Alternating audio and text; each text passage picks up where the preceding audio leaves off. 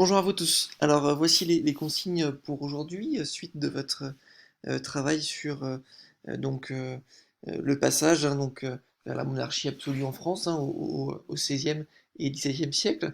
La semaine dernière, vous avez travaillé sur les guerres de religion qui touchent la France, avec entre autres le massacre de la Saint-Barthélemy, qui est un des épisodes qui vont toucher le royaume de France. Et tout ça, ça va évidemment déstabiliser le pouvoir royal et l'affaiblir.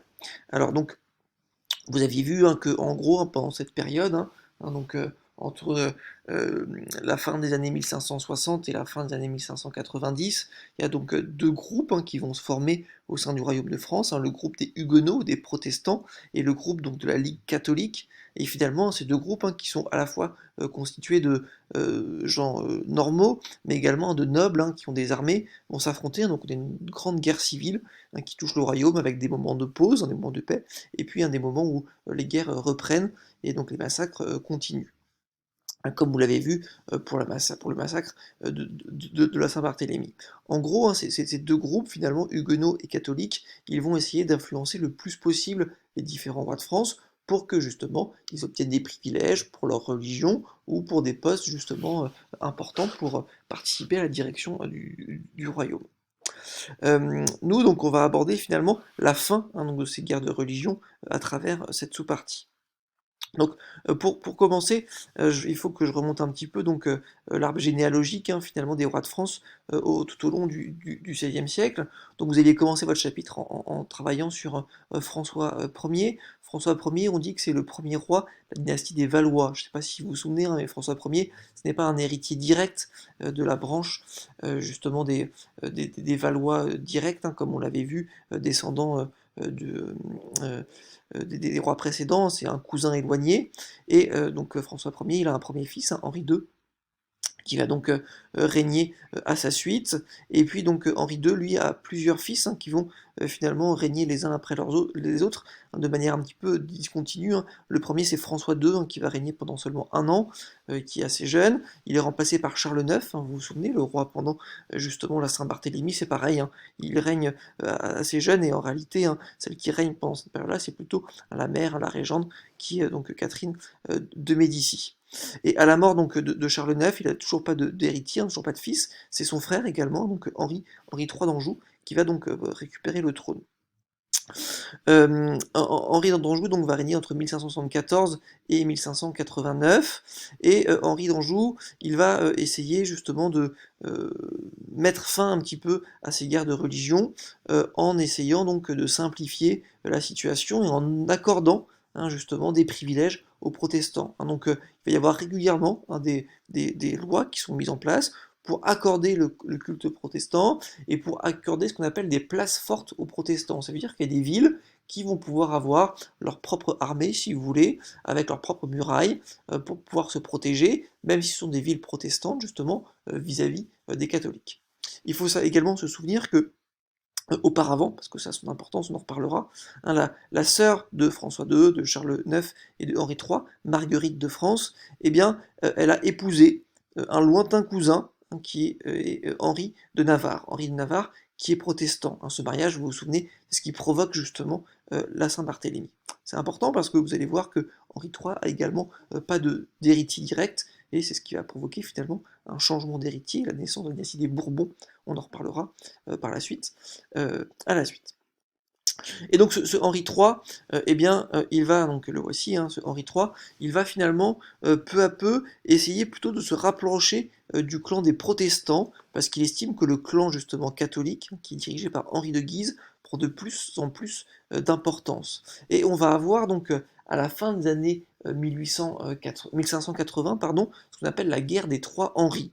Donc Henri III va se rapprocher de Henri de Navarre, qui est le chef finalement du clan des protestants. Ils vont plus ou moins s'allier, si vous voulez, et ils vont finalement plutôt lutter contre le clan des catholiques. Finalement, c'est ce qui se passe un petit peu donc à la fin du XVIe siècle, et à tel point que Henri III finalement va organiser l'assassinat de Henri de Guise. Henri de Guise, on l'appelle également Henri le Balafré. Vous voyez ici sur son visage, à la gauche de son visage, il a une cicatrice qu'il a obtenue justement au sein des batailles qu'il a pu réaliser. Et Henri de Guise, c'est le chef de l'armée du roi de France. Et du coup, le roi de France a du mal à le faire partir parce que justement il occupe un poste très important. Et donc c'est pour ça qu'il va mettre en place son assassinat. Et donc Henri de Guise va être assassiné en 1588, donc par Henri III. Henri III prétexte une réunion justement dans son cabinet, et du coup en s'y rendant, Henri de Guise va être assassiné par des personnes en sa présence, donc sur l'ordre de Henri III. Et donc ça va provoquer finalement d'importantes conséquences, hein. Les voici, hein, ces conséquences. On va pouvoir regarder, par exemple, d'abord les témoignages, hein, avant que je vous parle de l'assassinat de Henri III. Mais tout d'abord, hein, donc, on peut regarder celui-ci en bas à droite, hein, vous voyez, hein, donc ici, hein, c'est un document de l'époque, hein, qui est rédigé par finalement quelqu'un qui était plutôt proche, hein, donc, de la Ligue catholique et donc de Henri de Guise. Il dit voilà, les religieux déclarèrent que tout le peuple était libéré du serment de fidélité et d'obéissance à Henri III. Ils firent entendre au peuple qu'ils pouvaient s'armer pour lui faire la guerre, comme à un tyran haïssable. Ils se mirent à vomir une foule d'injures contre le roi. Donc finalement, les guerres de religion reprennent, la guerre civile reprend, et finalement, donc, le roi de France est considéré comme un ennemi, par la Ligue catholique. Et d'un autre côté, hein, finalement, on comprend que eh bien, les protestants vont avoir une place plus importante auprès donc, du roi de France, et notamment, je vous le disais, Henri de Navarre va être allié, hein, finalement à ce roi. En 1589, un moine, hein, justement, un moine catholique, de la Ligue catholique, va assassiner Henri III. Ce moine va être tué par la suite. Et justement, à ce moment-là, donc Henri III est blessé à mort. Hein. Il ne meurt pas sur le coup. Il va d'abord être amené donc dans son château pour essayer d'être soigné. Et comme je vous le disais, hein, Henri III, il n'a pas de fils, il n'a pas d'héritier. Et donc sur son lit de mort, il va choisir son héritier. Et son héritier, ça va être son beau-frère, hein, justement, Henri de Navarre. Donc Henri de Navarre va devenir roi de France, alors qu'il n'est pas donc le fils de Henri III, et surtout, il devient roi de France alors qu'il est protestant.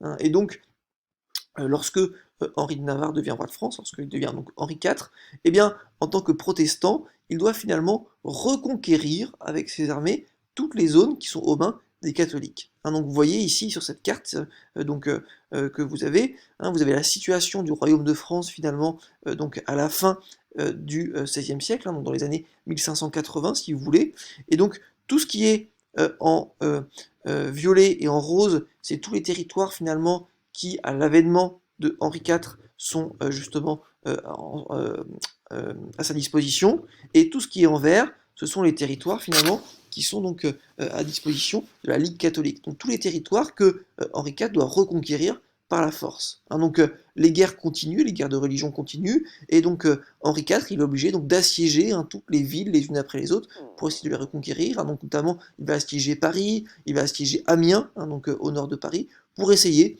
hein, donc, de reconquérir ces différents territoires. Hein. Ça lui prend beaucoup de temps, ça lui coûte beaucoup d'argent, mais voilà, il y parvient, hein, peu à peu, justement, à reconquérir l'ensemble de ces espaces.